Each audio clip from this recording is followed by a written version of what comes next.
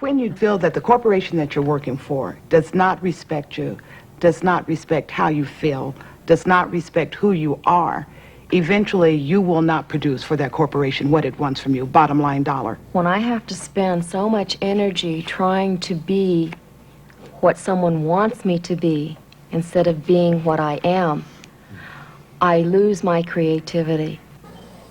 It's very, very frustrating, especially when you go to as many interviews with various different employers as I did over a 7-year period of time, and that someone that just couldn't see beyond having to put money out and not seeing the return in having a good employee. Everybody wants to be treated with respect and dignity. Everybody wants an opportunity to contribute. Everybody wants to feel like they own the company. Everybody wants to go back to their family and their friends and their communities and brag about their companies and what they do there. Everybody has that need. And work is a major portion of our lives. We spend more time doing that than any other single function. And when you put somebody in a situation where that isn't the case, it's unhealthy for them, it's unhealthy for the company.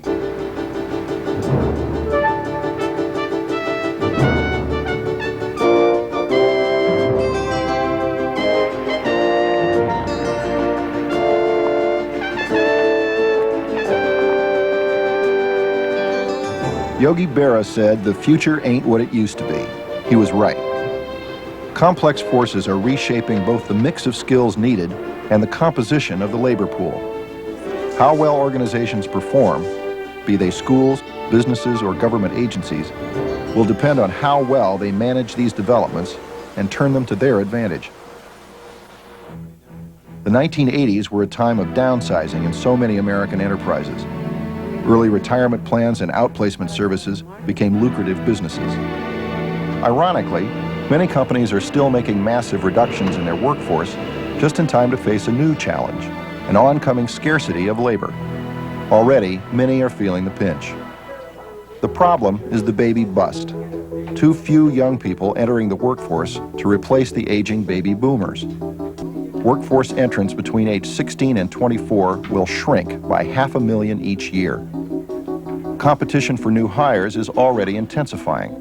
To recruit effectively for these shrinking human resources, employers must also redefine their perceptions of the suitable candidate. We have a model that we work from in which, in the mind's eye, so to speak, the worker that you go out to hire is an 18-year-old white male. And you expect him to come in, take some company courses, work his way up the ladder, and one day he'll be chairman of the board. That model has not really been very applicable for some time now. The white population growth rate is now 1%, the lowest since 1950. White males are already the minority in the U.S. labor pool. 92% of the labor force growth will be women, people of color, and immigrants. 47% of the workforce will be women. 36 million blacks will make up 13% of the workforce. Hispanics will total 14 million, or 10%. The Asian population will reach 8 million. By the year 2050, 1 in 3 Americans will be black, Hispanic, or Asian. In the U.S. today, there are 45 million people who are physically challenged, making the disabled population the largest minority. 1/4 of the population is now over 50, and people over 65 outnumber teenagers. Those are the demographics. What they mean is that employers who focus on only the traditional able-bodied younger white male labor pool will be severely limited. The Labor Department has clearly stated that in the year 2000, there will be plenty of jobs for all qualified people. The issue is, will there be enough qualified people? The companies that promote fairly minorities and women and white males, they're the ones that are going to be the successful companies. If you don't do that, I don't think you're going to succeed. I think universities and colleges have got to be concerned in the way businesses are concerned about what's in their self-interest. We are educating in the California State University system right now the future leadership of this state.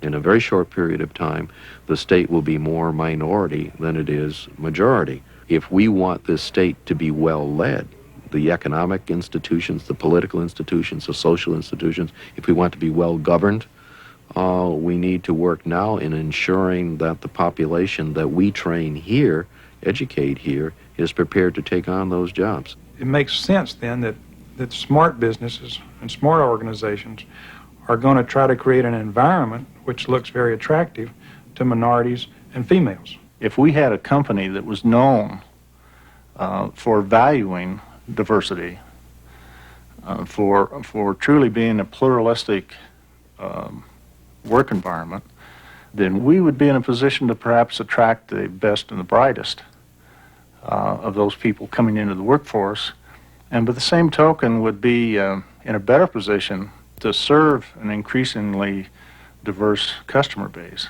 Globalization of the world economy has forced many companies to adapt to foreign markets.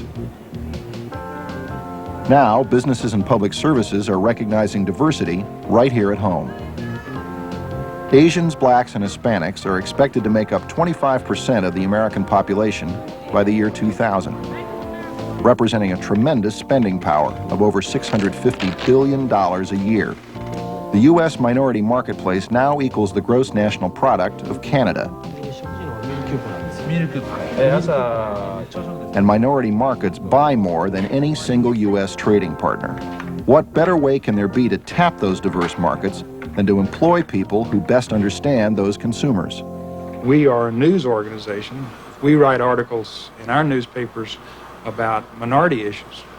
If you had an article, for instance, about child care or daycare, which is a very big issue in business today, having a female view in the newsroom, you would think would certainly bring a different perspective to reporting on that issue or writing about that issue than if you had all white males or all males.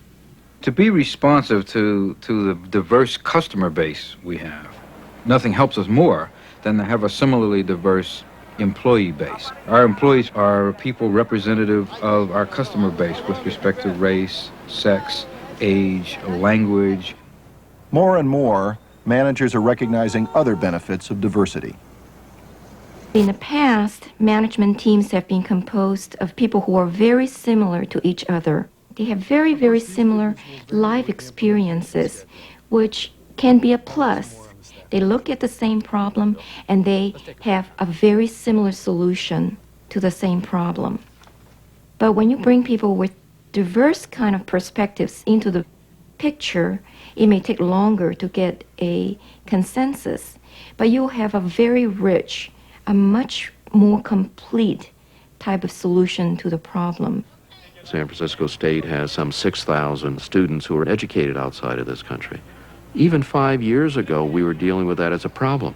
Now instructors are reorganizing their curriculum and saying, here I've got this rich resource in my classroom, so why can't we bring that into our curriculum? The problem we face is one of learning how, as employers, to not only integrate, so to speak, to hire and accept and meld people into our workforce, but to value and encourage them to bring their cultural histories with them, so that we can tap into new ideas, fresh ideas, different approaches, and make the most of that.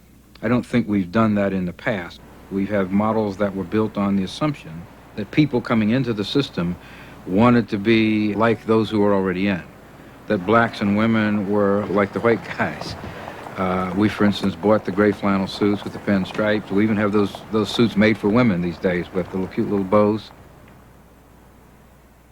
When we begin to look at valuing diversity, we're asking ourselves to not only, in fact, to move beyond the issue of tolerating differences, but to value those differences.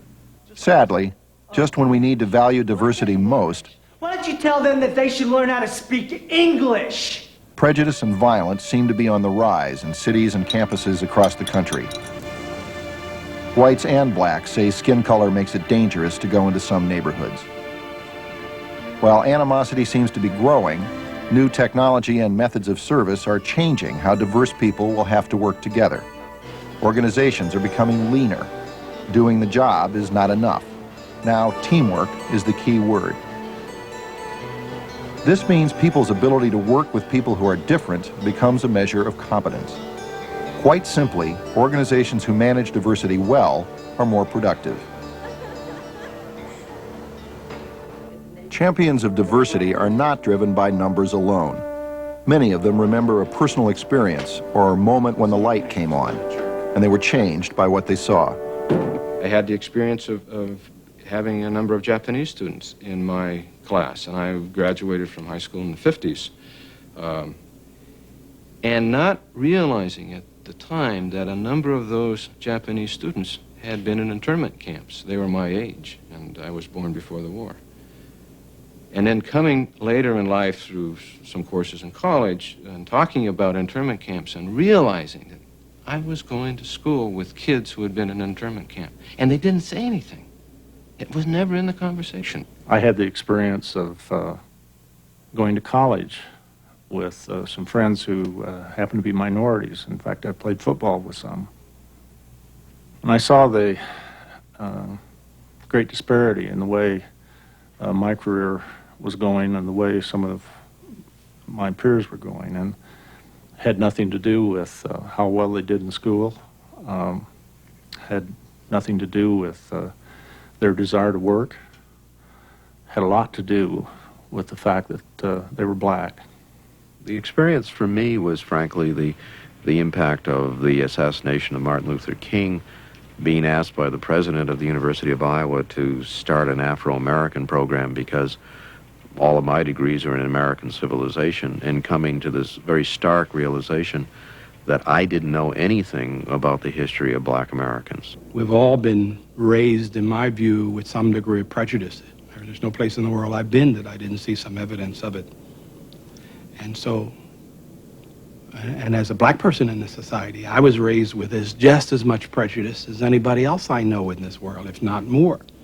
And mine was prejudice of fear. I was taught that you have to fear certain people in the world because they dislike you for who you are. That's just not fair. I mean, we're all human beings, and we all have feelings, and we all have hearts, and we all have minds, and that it's not right in life to judge people based upon whether they're male or female or by the color of their skin. When I see the oppression that my daughters have suffered, I have 2 daughters and 2 sons, and I see in the framework of my own family how that works, and how I, as a man, have contributed to that. And I have given much more latitude to my sons than I have my daughters. And I see, and I hear my daughters come home and say, "Dad, I talk with men and they don't listen to me." I was brought up in 3 cultures: Chinese, Latino culture, specifically Honduran culture, and American culture. And I probably am as ignorant as anybody else might be about Iranian culture, about Indian culture. So when I'm interacting with individuals from those cultures, I have to always monitor my own behaviors. I have to monitor my assumptions. I have to monitor about the way that I may be jumping to incorrect conclusions. As a white woman dealing with my racism, the best I'll ever be is a recovering racist. And it would be easy for us to push it off on the white male and say, well, the white male is the problem. We all carry our baggage, and we all have to address it. Corporate America has been a white male-dominated culture. There's nothing very profound about that, and therefore most of us have grown up in that type of a culture, tend to think that way. If we're going to change our thoughts, we've got to be educated, and we've got to have people from these different diverse cultures help us with that. Champions of diversity have recognized their own responsibility for learning and changing. They did it in different ways, some through formal training, others through discussion groups. I attended workshops that dealt with people working together, and it was very appropriate for me. I needed it.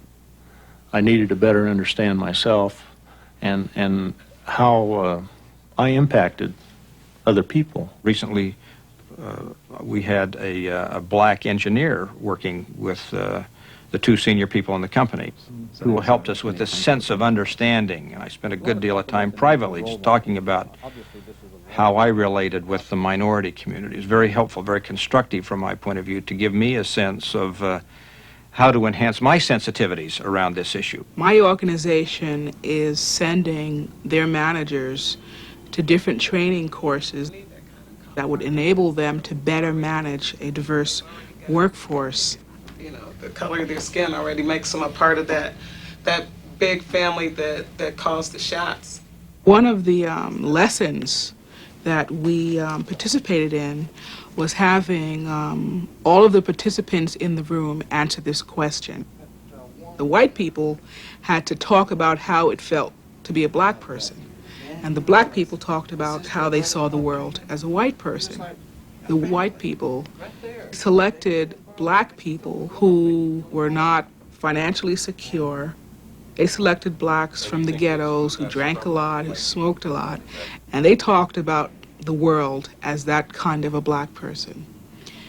And I was very upset with them for doing that, simply because if they were to just look around that room, they saw 4 black people who were fairly successful in their careers, and they could have picked one of us as a role model and talk about what it felt like to be me, Gwen. We began to examine the stereotypes. And then the question was asked of us, where do you buy in on the continuum of racism? And begin to get you to start to relate some of your own background and your own kind of thinking, and see where perhaps that might cause some thinking in your own head, some programming, if you will, that would cause you to have some of these prejudices that you weren't really aware of. Our core group work helped us to understand that there's a mythical norm, and that mythical norm is most often, and in our company, of course, white, male, young, Protestant, etc.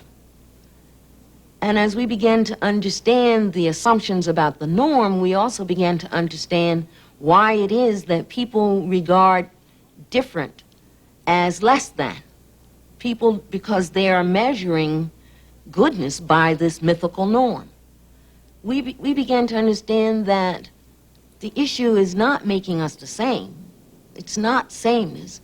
It is about accepting and valuing the fact that we are all different. When I talk about valuing differences, I am talking, for me, all differences. And that's what's so expanding and empowering around these things. There's certainly the differences, the obvious differences, and that's where it starts, I think, with race and with sex. But I think there are the differences that are associated with the homosexuality, or with the difference of handicaps. But I think it moves to differences of language, differences of nations, differences of organizations, differences of religious beliefs.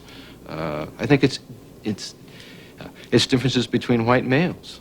I think that's one of the things that is fascinating is white males aren't the same. The responsibility is always individual at some level to find out, how do I feel? What do I think about people who are different from myself? How do I react when I find out that the person I'm talking to, the man I'm talking to, is gay? What goes on inside of me? What do I do? How do I behave? And how does that behavior affect him? How do I think about, and what do I do when I talk with someone who has cerebral palsy? Am I frightened, or am I uneasy? Do I close down? What goes on inside of me, Larry Waller? It's in the best interest of each and every one of us to do the personal growth work that valuing differences is about. And that if we can reduce our discomfort with difference, just the idea of difference, if we can reduce the social distance, then we will find ways in which we can become interdependent and work together more productively. We will be more synergistic. We will share power, we will be more collaborative, and we will be more creative. And at that point, we'll make more money. What I'd like to do for just a couple of moments is talk a little bit about Security Pacific and what I feel is one of its great strengths, which is its diversity. Because to me, diversity... The challenge for champions of diversity is how to transform personal commitment into organizational change. The tone and the framework has to be set at the top of the organization and set by leadership, and the managers who have to do that work have to see their senior officers being engaged. In this case, the senior management of our company have actively engaged that process and actively try to work on it. And by work on it, I mean formal reviews, formal meetings, formal discussions, talking about it publicly, be visibly seen, supporting it both in speeches and in action. ¿Ustedes nacieron aquí o en Puerto Rico? Leaders agree progress requires communications and programs. And they also agree responsibility cannot be delegated. Being alert to a quote-unquote newcomer to the management ranks, it needs attention. I have to be sure that they are being listened to, that they do fit, that they feel welcome, that I personally am interested in their being where they are. If we're sitting in a meeting with a woman or a minority and there's a tendency not to listen to a woman or a minority because the white male community is used to listening to each other, and maybe this newcomer comes in with a comment, but your assumption is they're really inexperienced and they're not like us, so they probably don't know as much as we do. We have to watch for that. That doesn't mean you treat everyone equally, because there's a myth afoot in the United States that equal treatment is the desired objective for management. No one treats anyone equally, whether in personal or in public relationships. And I would go beyond that. Anyone who does treat anyone equally is not a very analytical person. I adjust myself to the individual that I'm speaking with, so that I will treat each individual as an individual, mindful of the fact that some of the ways that person reacts is conditioned by an ethnic or other culture. One of the toughest things in dealing with diversity is getting people to understand what's going on inside of their own minds when they make decisions about people. One example I like to give is you might ask the manager, Bob, you just had to make the promotion in your department and you had your choice between Jim and Sam. And Jim was a white male and Sam was a black male, and they both seemed very qualified. Why did you happen to pick Jim?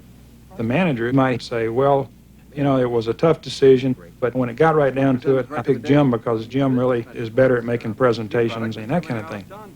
Now, you said, Bob, did you ever consider the fact when you were making that decision that maybe that was some of your own prejudices? And you better not use that word, but you might say, do you think that you picked Jim because Jim really talks more like you? The champions do not value diversity without challenge. Managers have to find ways to deal with people who may value certain kinds of diversity, but not others.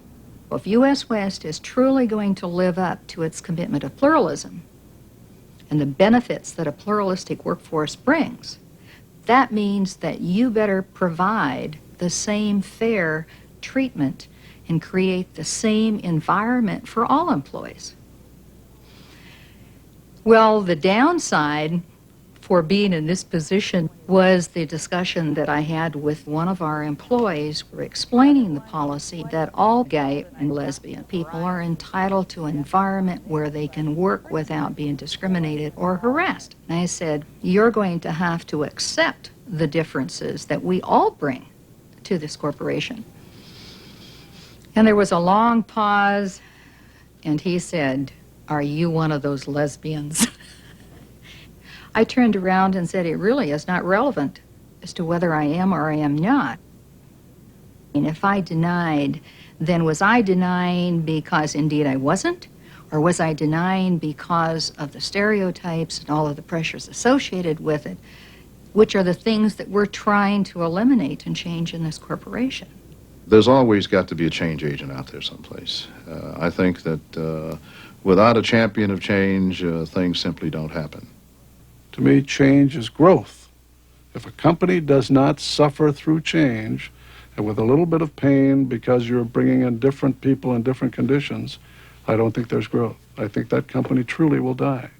Corporations which are dealing with all kinds of things, with foreign competition, with economic upheavals and that kind of thing, and changing markets, often they feel like they have much more important things to deal with than the issue of diversity, whatever that is. And a lot of people don't even know what it is yet. But why it's important to deal with it right now is that changing a culture of an organization, you just don't do that overnight. You have to start working on it, and it's going to take a long time. It's going to be much easier than trying to do some kind of crash program 2 or 3 or 4 or 5 years down the road when it might be too late.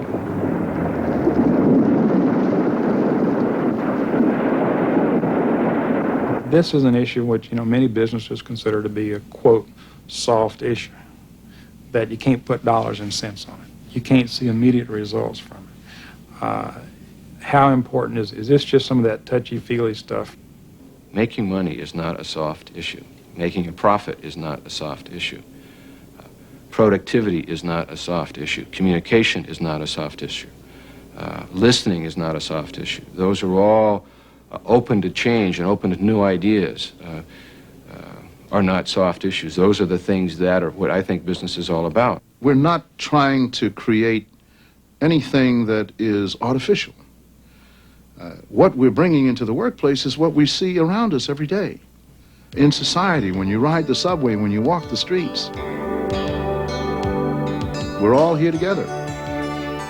And what we're trying to create here is an easiness about how these people can come together in the work environment. What we're about is trying to have a sense of understanding about the inherent and fundamental dignity and worth of each individual as a person.